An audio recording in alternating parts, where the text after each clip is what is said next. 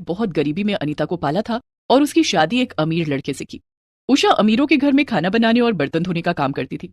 उषा ने सारी जिंदगी गरीबी में गुजारी थी, लेकिन वो नहीं चाहती थी कि उसकी बेटी अनीता भी इसी तरह से गरीबी में दिन गुजारे।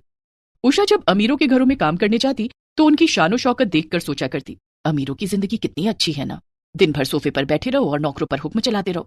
मैं कुछ भी करके अपनी बेटी अनीता की शादी अमीर घर में करूंगी, जिससे उसकी सारी जिंदगी ऐशो आराम से कटे। ऐसा सोचकर उषा जहां काम करती थी वहां मालकिन से ये बात बताई और उससे 1 लाख रुपए उधार मांगे। मैं तुम्हें पैसे तो दे दूंगी, लेकिन तुम इतने पैसे चुकाओगी कैसे? मालकिन, मैं सारी जिंदगी आपके घर में काम करके ये पैसे चुका दूंगी। ठीक है। उषा ने अनीता की शादी के लिए जिंदगी भर के लिए बंधुआ मजदूरी को गले लगा लिया था। इस बात से बेखबर अनीता तैयार हो रही थी क्योंकि आज उसे लड़के वाले देखने आ रहे थे। एक मंदिर में अनीता को लड़के वाले देखने आए। उषा ने लड़के की माँ से कहा, बहन जी, मेरी बेटी पढ़ी लिखी नहीं है, लेकिन देखने में बहुत सुंदर है और घर का सारा कामकाज जानती है। बहन जी, हमें कौन सा लड़की से नौकरी करवानी है, हमारा तो खुद ही इतना बड़ा बिजनेस है। हमें तो बस ऐसी लड़की चाहिए जो घर के नौकरों पर नजर रखे और उनसे काम करवाए। लेकिन आपको दान दहेज देने के लिए मेरे पास पैसे नहीं है, मैं तो बारातियों को खाना ही खिला सकती हूँ। दान दहेज की भी हमें कोई जरूरत नहीं है, आप बस अनीता की शादी मेरे बेटे सुनील से कर दीजिए। उषा बहुत खुश हो गई। कुछ दिन के बाद अनीता की शादी सुनील से हो जाती है। शादी के बाद अनीता अपने ससुराल आ जाती है। वहां का ठाट बाट देखकर अनीता सोचती है, मेरा ससुराल कितना अमीर है, चलो अच्छा हुआ गरीबी से छुटकारा मिला। मेरा मायका कितना छोटा था, वहां ना तो एसी था और ना ही फ्रिज, कहीं आने जाने के लिए अपने पैरों पर ही चलकर जाना पड़ता था। यहाँ तो ढेरों गाड़ियां हैं, नौकर चाकर है, मेरी जिंदगी तो बड़े आराम से गुजरेगी। अनीता को ससुराल में कोई काम नहीं करना पड़ता था, वो दिन भर बिस्तर पर बैठी रहती, नौकर चाकर उसकी खिदमत करते थे। वहीं अनीता की गरीब माँ उषा सिर्फ 1 लाख रुपए में जिंदगी भर के लिए बंधुआ मजदूर बनकर रह गई थी। वो दिन के 12 घंटे अपनी मालकिन के घर पर काम करती, बदले में उसकी मालकिन उसे रूखा सूखा खाने को देती थी। धीरे धीरे वक्त गुजरता गया। उषा बूढ़ी हो गई थी और कमजोर भी। उससे अब ठीक तरह से काम नहीं हो पाता था, लेकिन उसकी मालकिन को उस पर जरा भी दया नहीं आती थी। वो अब भी उससे पहले की तरह काम करवाती।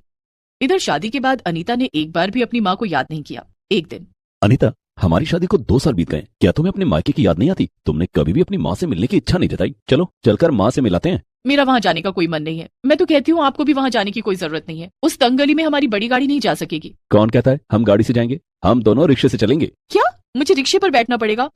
नहीं नहीं, अब तो मैं गाड़ी पर ही बैठकर कहीं आना जाना कर सकती हो।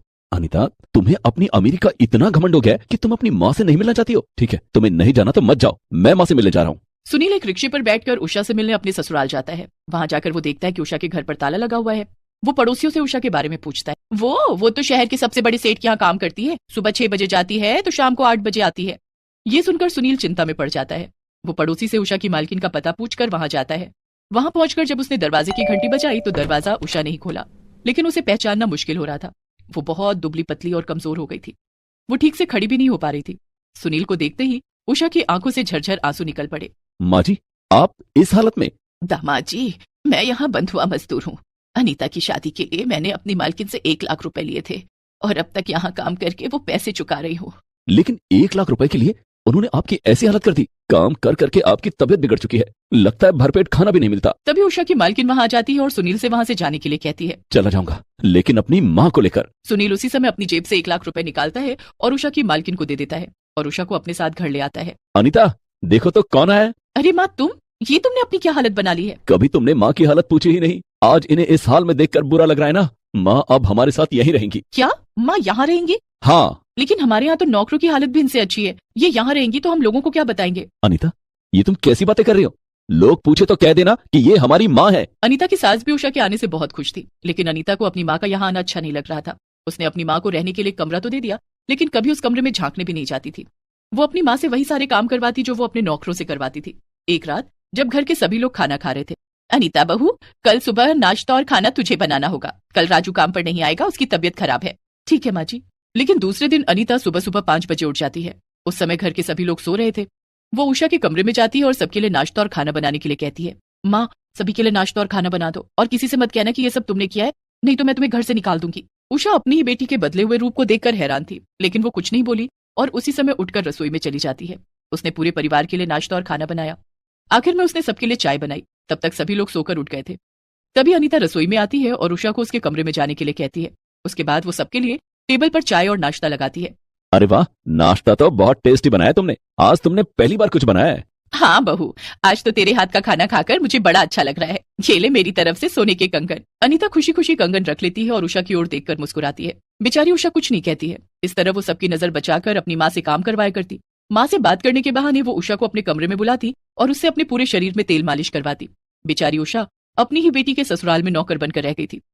लेकिन अनीता को इस बात का बिल्कुल भी एहसास नहीं था कि वो क्या कर रही है। सुनील और सुशीला के सामने तो वो उषा की खूब खातिरदारी करती, जिससे कि उन्हें कोई शक ना हो। कुछ दिन और बीत गए। अनीता अब माँ बनने वाली थी। उषा अब अनीता का खूब ख्याल रखती थी। इसी बीच एक बार सुनील और सुशीला को शहर से बाहर जाना पड़ा। अनीता, मैं और माँ कलकत्ता जा रहे हैं। बुआ जी की बेटी की शादी है। तुम्हारा 7वां महीना चल रहा है। ऐसी हालत में तुम्हारा ट्रैवल करना ठीक नहीं है। तुम और माँ घर पर हो। हम लोग 2 दिन के बाद आ जाएंगे। ठीक है। सुशीला और सुनील कलकत्ता चले जाते हैं। उनके जाते ही अनीता अपनी माँ के साथ बहुत बुरा व्यवहार करने लगती है। उसने 2 दिनों के लिए घर के सभी नौकरों को छुट्टी दे दी और उषा को घर के काम में लगा दिया। बेचारी उषा को खाना बनाने, बर्तन धोने, कपड़े धोने, घर की सफाई करने में लगा दिया। उषा से जल्दी जल्दी काम नहीं हो पाता था। वो धीरे धीरे काम कर रही थी, जिस पर अनीता उसके ऊपर खूब चिल्लाई और उसे भूखा प्यासा एक कमरे में बंद कर दिया। अनीता सारा दिन उस कमरे में बंद थी, जिसमें अनीता ने बाहर से ताला लगा दिया था। लेकिन रात होते ही अनीता की तबीयत अचानक खराब हो गई। उसके पेट में बहुत तेज दर्द होने लगा। वो दर्द के मारे बुरी तरह से छटपटा रही थी। उसकी हालत इतनी खराब हो गई कि वो उषा के कमरे तक भी नहीं जा सकती थी। लेकिन माँ का दिल तो माँ का ही होता है। अनीता के चीखने की आवाजें सुनकर उषा खिड़की का शीशा तोड़कर कमरे से बाहर आ गई। उसने फोन करके एम्बुलेंस को बुलाया और अनीता को अस्पताल ले गई। अच्छा किया जो आप इन्हें अस्पताल ले आई। इनका भी ऑपरेशन करना पड़ेगा। बच्चे की हालत ठीक नहीं है। ठीक है डॉक्टर साहब, आप ऑपरेशन कीजिए। डॉक्टर अनीता को ऑपरेशन करता है और अनीता एक प्रीमैच्योर बेबी को जन्म देती है। उधर उषा फोन करके सुनील और सुशीला को सारी बात बताती है। बच्चे के जन्म के कुछ दिन तक दोनों को अस्पताल में रहना पड़ता है। कुछ दिन के बाद दोनों घर आ जाते हैं। अनीता को अपने किए पर बहुत पछतावा होता है। वो उषा से माफी मांगती है और वादा करती है कि अब कभी अपनी अमीरी का घमंड नहीं करेगी।